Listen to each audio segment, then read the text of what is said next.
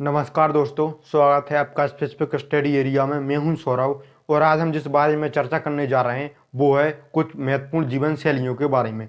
जीवन शैलियों की महत्वपूर्ण में अगर हम देखें तो अमेजोन बेसिन की जीवन शैली और वहाँ के लोग, वहाँ की प्रजातियाँ, वहाँ पर प्रमुख पक्षी और वहाँ के प्रमुख जानवर प्राणी, उसी के साथ ही हम बात करेंगे गंगा और ब्रह्मपुत्र की बेसिन के बारे में। तो ये हमारे जो स्थित हो जाते हैं, जो हो जाते हैं उष्ण और उपोष्ण कटिबंधीय के क्षेत्र में, तो उसी प्रकार हम इस बारे में चर्चा करेंगे। आप सब लोगों ने अमेजोन का नाम तो सुना ही होगा। अमेजोन का नाम, अगर आपने अमेजोन नदी का नाम नहीं सुना होगा तो अमेजोन ऐप के बारे में सुना होगा। तो फिलहाल अमेजोन नदी के बारे में हम चर्चा करेंगे और अमेजोन नदी के बाद चर्चा करने के बाद हम गंगा ब्रह्मपुत्र के जो बेसिन है वहाँ पर चर्चा करेंगे। तो सबसे पहले जान लेते हैं कि आखिर अमेजोन का नाम अमेजोन कैसे पड़ा। तो फ्रेंड्स, हुआ ये था कि जो अमेजोन नदी थी वहाँ पर कुछ लोग, क्या आदिवासी वहाँ पर निवास करते थे। वहाँ के जो स्थानीय निवासी हैं, जिनके लिए आदिवासी कहा जाता है, वो निवास करते थे। अब हुआ क्या कि स्पेन के कुछ अन्वेषक खोज करने के लिए गए तो उन्होंने इस नदी के लिए खोज किया। जैसे ही वो पहुंचे तो उन पर हमला हुआ और उन्हें ये हमला देख के किसकी याद आई? रोमन साम्राज्य में एक अमेजोस की याद आई, जो कि एक अच्छी योद्धाओं में इनका नाम गिना जाता है, अमेजोस का। तो अमेजोन से क्या पड़ गया? अमेजोन नाम पड़ गया। तो ये तो फिलहाल हमने इस नाम के बारे में चर्चा की कि आखिर अमेजोन का नाम कैसे पड़ा। अब हम बात करते हैं अमेजोन बेसिन के बारे में। अमेजोन बेसिन के बारे में हमें जानने से पहले एक बात हमारी क्लियर होना चाहिए, वो होना चाहिए कि हमारा जो वर्ल्ड मैप था, जैसे कि मैंने आपके लिए पहले बताया, जब अक्षांश और देशांतर पढ़े थे तो हमने कुछ कटिबंध के बारे में चर्चा की थी। उन कटिबंध में हमने शीतोष्ण कटिबंध की चर्चा की थी, उष्ण कटिबंध की चर्चा की थी। उष्ण कटिबंध के साथ साथ हमने शीत कटिबंध की चर्चा की थी और भूमध्य रेखा को भी मैंने बताया था। तो सबसे पहले हम कुछ कटिबंध के बारे में चर्चा करेंगे। अगर आपने वो वीडियो नहीं देखी है तो कोई बात नहीं, आपके लिए एक डायग्राम यहाँ पर इमेज द्वारा दिखा दिया जाएगा, उसमें प्रमुख कटिबंध हो जाएंगे। फिर उसके बाद एक भूमध्य रेखा और उसके आसपास का क्षेत्र बता दिया जाएगा। उसके बाद आपके लिए जो इमेज में वो हो जाएगा हमारा वर्ल्ड मैप। तो सबसे पहले अब आप इमेज में देख सकते हो जो कटिबंध है, वहाँ पर आप प्रमुख कटिबंध देख सकते हो। अगर आप प्रमुख कटिबंध देख रहे हो तो वहाँ पर आपके लिए एक चीज़ दिखेगी कि भूमध्य रेखा का जो आसपास का क्षेत्र है या फिर जो विषुवत वृत्त के आसपास का क्षेत्र है वो हमारा क्या हो जा रहा है? उष्ण कटिबंध हो जा रहा है।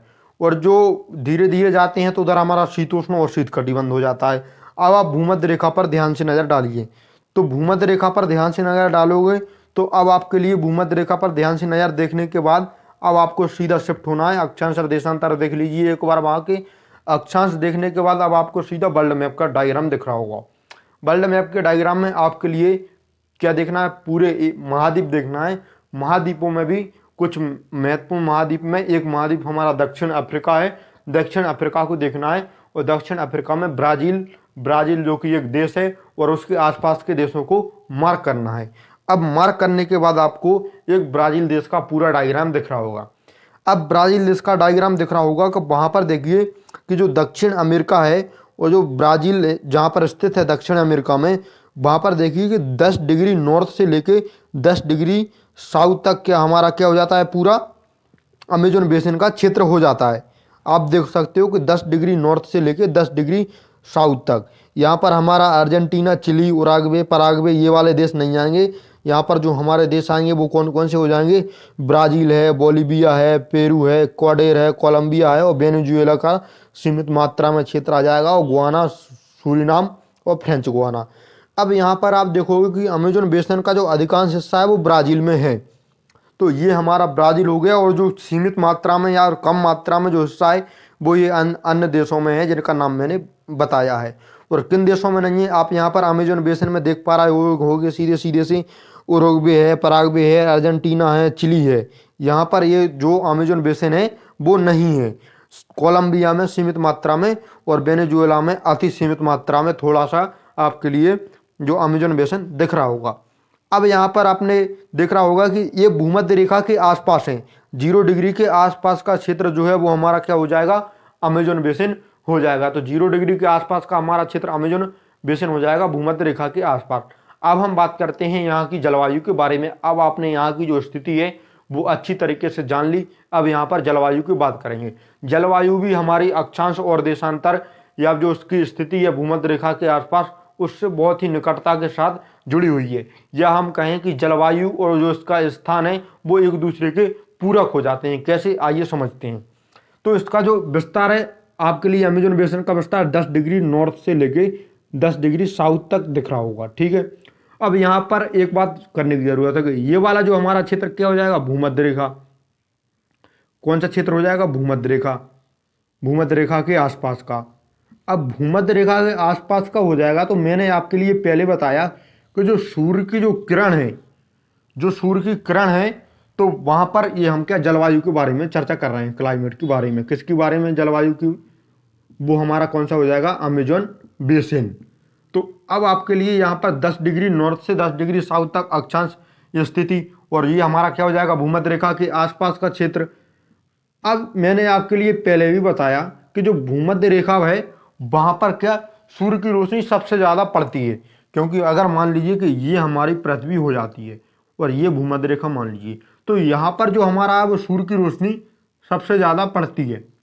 और जब सूर्य की रोशनी ज़्यादा पड़ेगी तो हम सब जानते हैं कि अगर किसी क्षेत्र पर ताप ज़्यादा होगा तो वहाँ पर क्या गर्मी महसूस होगी, और हो सकता है कि गर्मी से वहाँ का जो पानी है वो क्या हो जाए, उसका वाष्प हो जाए, वाष्प में तब्दील हो जाए। और जब वाष्प में तब्दील होकर तुरंत जब इतनी ज़्यादा गर्मी पड़ेगी तो ज़्यादा मात्रा में वाष्प हो जाए, और जब ज़्यादा मात्रा में वाष्प होगा तो बादलों में जो संघनन है वो भी ज़्यादा मात्रा में पानी हो जाएगा। और जैसे ही बादलों की स्टोरेज करने की कैपेसिटी खत्म हो जाएगी, या फिर जो बादल ज़्यादा पानी स्टोरेज नहीं कर सकते, वो वर्षा हो जाएगी। इसलिए होता क्या है कि इधर की जलवायु में जो है वो उष्णकटिबंधीय जलवायु है, लेकिन उष्णकटिबंधीय जलवायु क्या है, इधर भूमध्य रेखा के आसपास की जलवायु बोल देते हैं इसके लिए, भूमध्य रेखा की जलवायु।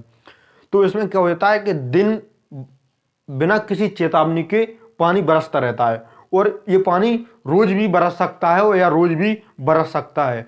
और जहाँ पर जो अगर आप देखोगे तो इधर चिपचिपाहट सा महसूस होगा, क्योंकि इधर की जो जलवायु है वो क्या आर्द्र भी होगी।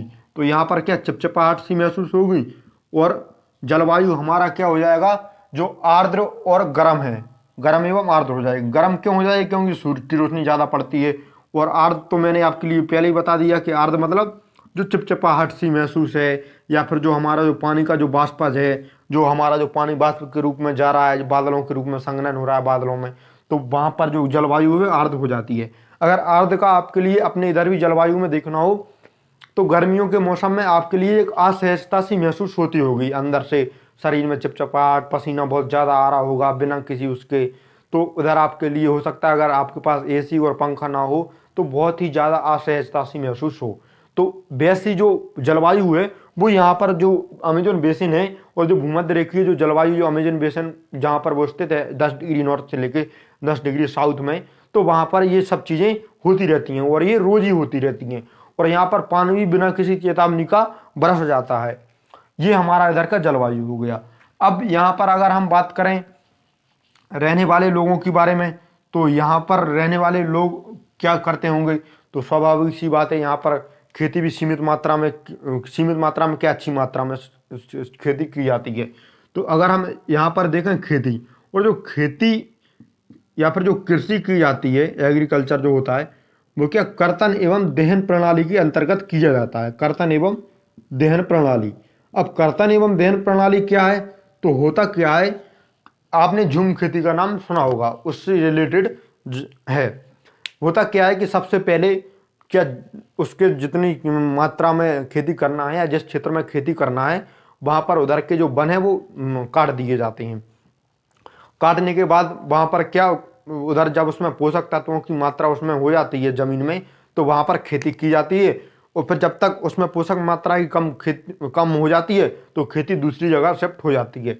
और इसमें अधिकतर जो सबसे बड़ी बात हो जाती है, जो खेती में ज़्यादातर जो वो हैं वो क्या महिलाएं अच्छे से काम करती हैं, महिलाओं की संख्या वो ज़्यादा हो जाती है। और जो पुरुष रहते हैं वो क्या करते हैं, वो मछलियाँ जो मत्स्य है उनका जो मत्स्य के लिए पकड़ते हैं और वो शिकार भी करते हैं। तो ये जो हमारा है ये क्या महत्वपूर्ण हो जाता है कि यहाँ पर जो महिला हैं वो खेती करती हैं और जो पुरुष हैं वो शिकार और जो मछली पकड़ने का काम करते हैं। जैसा कि हम सब जानते हैं कि हो सकता है कि कभी मछली मिल भी सकती है, शिकार मिल भी सकता है और नहीं भी मिल भी सकता है। तो होता क्या है कि वो पूरी तरीके से जब नहीं मिलता है तो वो खेती पर निर्भर हो जाते हैं और उसमें महिलाओं की भूमिका काफ़ी हो जाती है। अगर हम प्रमुख फसलों के बारे में बात करें तो यहाँ पर जो प्रमुख फसलें हैं वो हमारा क्या हो जाएगा, अनानास हो जाएगा, शकरकंद हो जाएगा। ये हमारा ये यहाँ का जो अमेजन बेसिन का है वो प्रमुख फसलों के रूप में आ जाएंगी। तो ये हमारे प्रमुख फसलों के रूप में फसल कौन कौन सी हो जाएंगी दिख रहा होगा, उम्मीद कर रहा हूँ आपके लिए। अनानास है और शकरकंद है, ये यहाँ पर जो है वो क्या फसल हो जाएंगी। और यहाँ पर नगदी फसलों में देखें तो नगदी फसलों में यहाँ पर कोको हो जाएगा, कॉफ़ी हो जाएगा, मक्का हो जाएगा और कोको हो जाएगा। तो ये यहाँ पर नगदी फसल हो जाती है। अब यहाँ पर मैं आपके लिए बताऊं वनों के बारे में। मैंने आपसे लिए पहले ही बताया कि वनों का जो सबसे महत्वपूर्ण जो वनों को प्रभावित करता है या वन जिस चीज़ पर निर्भर रहते हैं वो हो जाता है हमारा तापमान और वर्षा। अगर किसी क्षेत्र का तापमान मीडियम है और वर्षा उस क्षेत्र में ज़्यादा हो जाती है तो वहाँ पर वनों की मात्रा प्रचुर रूप से हो सकती है। इसी तरीके से भूमध्य रेखा के आसपास ये रहता है, यहाँ का तापमान भी अच्छा खासा हो जाता है। उसी के साथ साथ वर्षा प्रचुर मात्रा में हो जाती है, वर्षा बहुत ही ज़्यादा मात्रा में यहाँ पर हो जाती है। तो इससे क्या होता है कि बहुत अच्छे समृद्ध रूप से क्या होते हैं वन उगते हैं। यहाँ पर पेड़ पौधों की संख्या बहुत ज़्यादा हो सकती है और बहुत ही घने होते हैं। और कई बार तो ये होता है कि यहाँ पर जो रोशनी पड़ना सूर्य की वो बहुत ही मुश्किल हो जाती है, क्योंकि यहाँ पर जो पत्तियाँ हैं वो बहुत ही ज़्यादा मात्रा में और जो पेड़ हैं वो भी बहुत ही ज़्यादा मात्रा में होती हैं। तो यहाँ पर समृद्ध रूप से क्या वन पाए जाते हैं और ये अच्छे पर्यावरण एवं पारिस्थितिकी के लिए बहुत ही महत्वपूर्ण है। कहते ये है कि जो अमेजोन है वो विश्व का एक तरीके से फेफड़ा माना जाता है, क्योंकि यहाँ पर वन बहुत ज़्यादा संख्या में है। तो ये बहुत ज़्यादा संख्या में ऑक्सीजन उत्सर्जित करता है और कार्बन डाइऑक्साइड को अवशोषित करता है। तो ये हमारे लिए इसका अमेजन बेसिन का महत्व हो जाता है। जलवायु के अगर इस बारे में अगर हम देखेंगे, इसमें पक्षियों के बारे में देखें तो उसमें टूकन हैं, गुंजन पक्षी हैं, वो हो सकते हैं। और अगर हम इसमें प्राणियों के बारे में देखें तो उसमें चींटी, बंदर भी हो सकते हैं। और अगर हम इसके बारे में देखें कि इसमें जो स्तनधारी जीव हैं वो कौन कौन से हो सकते हैं, तो इसमें मगर हैं, घड़ियाल हैं और इसमें एनाकोंडा हैं और इसमें सांप भी बहुत ज़्यादा मात्रा में हो जाते हैं। तो ये अगर हम देखें कि पर्यावरण पारिस्थितिकी या फिर वन्य जीव की दृष्टि से यहाँ पर जो जीव जंतु हैं वो बहुत ही समृद्ध इलाके के रूप में माना जाता है और बहुत ही यहाँ पर जीव जंतु काफ़ी अधिक संख्या में पाए जाते हैं। तो ये हमारा क्या हो गया, किस बारे में, अमेजन बेसिन के बारे में चर्चा की। अब अमेजन बेसिन के बाद ही एक हमारा महत्वपूर्ण हो जाता है हमारा भारत का गंगा ब्रह्मपुत्र बेसिन। उससे पहले गंगा ब्रह्मपुत्र बेसिन के बारे में चर्चा करूं, मैं आपके लिए ये बता दूं कि अमेजन बेसिन इतना समृद्ध है, लेकिन अब इसके लिए नज़र लग गई है। और नज़र जिस चीज़ के लिए लग गई है वो नज़र है विकास की नज़र लग गई। और इसके लिए मुख्य धारा में जोड़ने के लिए या फिर जो उसका विकास करने के लिए या और देशों के इसके आसपास का विकास करने के लिए यहाँ पर बड़ी संख्या में वनों की कटाई हो रही है और धीरे धीरे वन नष्ट होते जा रहे हैं, जिसके लिए हमारे संरक्षण की ज़रूरत है।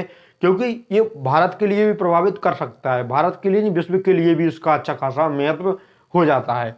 तो ये हमारा क्या हो गया, अमेजन बेसिन। अब हम बात करेंगे क्या गंगा एवं ब्रह्मपुत्र बेसिन के बारे में। गंगा एवं ब्रह्मपुत्र बेसिन क्या हमारे भारत में ही स्थित हो जाते हैं। तो सबसे पहले इनका क्षेत्र जानेंगे कहाँ कहाँ तक है और फिर इसके जो निवास है, जनसंख्या घनत्व है, उस बारे में चर्चा करेंगे।